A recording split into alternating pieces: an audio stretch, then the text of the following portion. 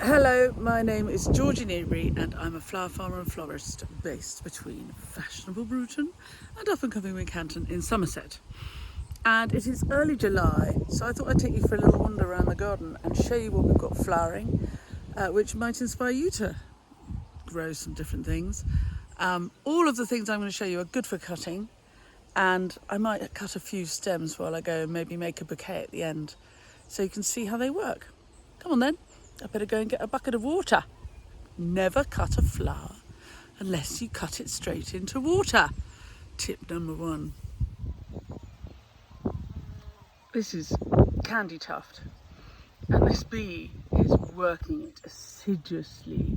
It's a great cut flower to grow because it makes a lovely filler, and this is just a little mix I bought and threw in the ground. Look. Hoverfly action. Do be a little bit careful with candy tuft because it is a cabbage, and if you use too much of it in a bouquet, the bouquet risks smelling a bit cabbagey. Look at that enormous bumblebee. Very, very focused on the job in hand. Couldn't care less that I'm there. Right, on we go. This little pink number is a Chinese forget-me-not, and here is the blue version. And they're actually humming with bees, which is great to see. And here we have feverfew, which self-seeds itself all over the garden, and I just keep it where it pops up. Very useful filler. Clary sage, very fond of this one. It comes in blue, pink and white. And as you can see, the blue isn't really blue, it's more of a purple. But that's the case with most blues in the garden. You don't get so many true blues like that, like the forget-me-not there. Right, moving on. Just thinking about flowering, we have scabious, but that'll be out in a week or so. And this is the scabious of ping pong, which is flowers. It's a pretty pale blue flower, but it's dries almost straight away and makes some fantastic seed head. Larkspur, not much there, but some. This is a great combination, I think. So if I were an ordinary gardener, I would go for something like this. We've got Nigella down there going to seed, and then California poppies. The red-leafed person is Atriplex rubra. My mother calls it New Zealand dock, and I call it red oric. All of which are correct, so we don't need any horticultural snobbishness here. And then in the middle, I've got my second sweet pea crop, which is just beginning to get going. It's been very slow because we've had such a cold spring. I'm a very big fan of the old Ammi Majus, and this crop is taller than me now. It was sown on the 15th of February, planted out mid-April, and it's done really nicely. I think it's always worth growing lace caps for your floristry. So then moving on, we have toadflax, more feverfew, lovely Phacelia back here, which I cut all the time. And then we have poppies. Look, I don't really grow these for the flowers. I grow them for the seed heads, but they're great fun, aren't they? The seed for this, I can't remember the variety, but the seed came from Chiltern Seeds. And down here, this white person all fallen over is a Gypsophila, Covent Garden. Seeds from Higgledy Garden, my friend, Benjamin. And it's an absolute winner, especially if you do any kind of wedding stuff, because it's such a frothy person and much, much nicer than the trad strawy gyp. Nice little patch of Nicotiana. I'm afraid I don't really cut it that much, but I do like it, so I grow it. So in the spirit of do what I say, not what I do, grow what you love and what you will cut. The Rebecca is not out yet, but it's thinking about it.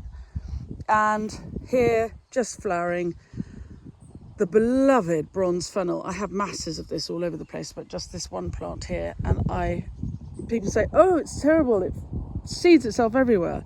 Well, not if you cut it, it doesn't. There's plenty to cut up here as well. So let's go and have a look, especially at the roses. Can you see them in the distance? There's a lot to cut in the July garden, but my number one favourite has to be the roses. This I ordered Claire Austin, and it clearly isn't. However, it is a really, really lovely lemony. It starts out quite lemony, and as it comes out, it becomes whiter and whiter, and it has a good middle. It's a really good rose.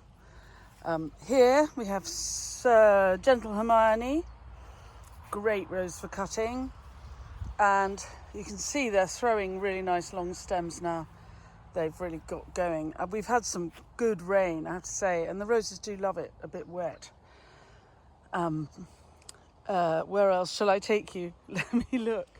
And this one is Desdemona, and I think she's my favourite this year.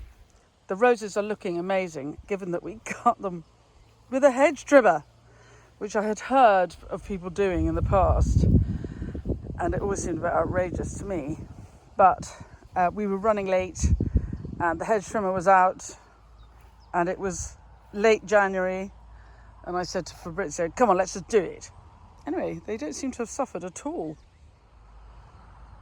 This penstemon is absolutely brilliant for cutting. I've got a fair few different penstemons, but this is easily my favourite because it's got a lovely, quite a fine stem, so it's got plenty of movement in a bouquet.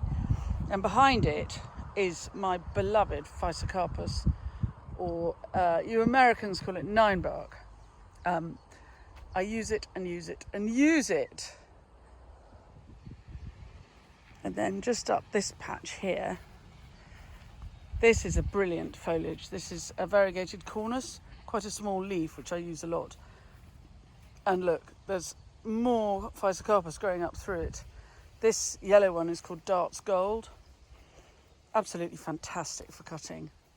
And we have Achillea, lovely golden one given me by a friend. It's settled in really nicely. And then, not flowering yet, the Echinacea. This is Cephalaria gigantea, a giant scabious, absolutely fantastic for cutting, and the bees really love it.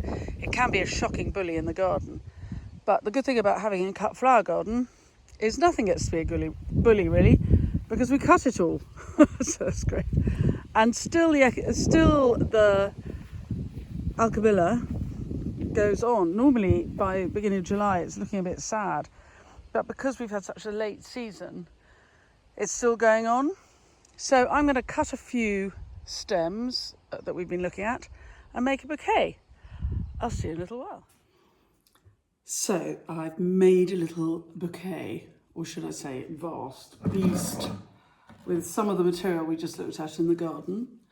The roses are amazing. I couldn't help but cut quite a lot of those. And there is the Cephalaria gigantea. It's just great. And I've cut quite a lot of the dark Physocarpus is a nice foil. It gives a background for everything to stand out against. And again, the same with the red penstemon. It's a nice, it's sort of slightly jarring, which helps with the colours, I think. Otherwise it's bland. And while I love a pale and beautiful bouquet, I'm physically allergic to bland.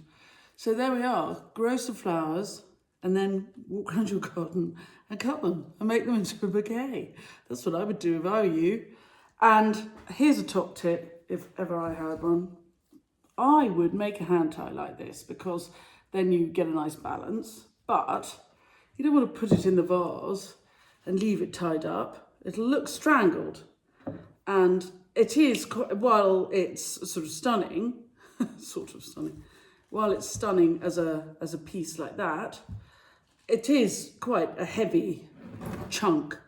So having made the hand tie, put it in a vase, and I'm just going to snip the stems, I'm snipping off the tie, because then everything can relax into the vase and have a little bit more room, and it'll all grow really nicely over the next few days. There you are. Have a lovely day, everybody. If you've enjoyed this video, please do subscribe. I can never quite remember which side the button is, but it's there.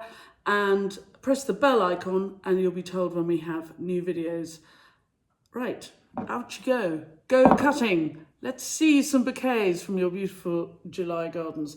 Post them in your store, post them on your Instagram and tag me, Common Farm Flowers, and say, let's call it something like hashtag 30 stem challenge. Let's do the hashtag 30 stem challenge. Tag me, cut yourself 30 stems from your garden, pop it on your Instagram, and I might share a few of my stories. Thanks very much and have a lovely day.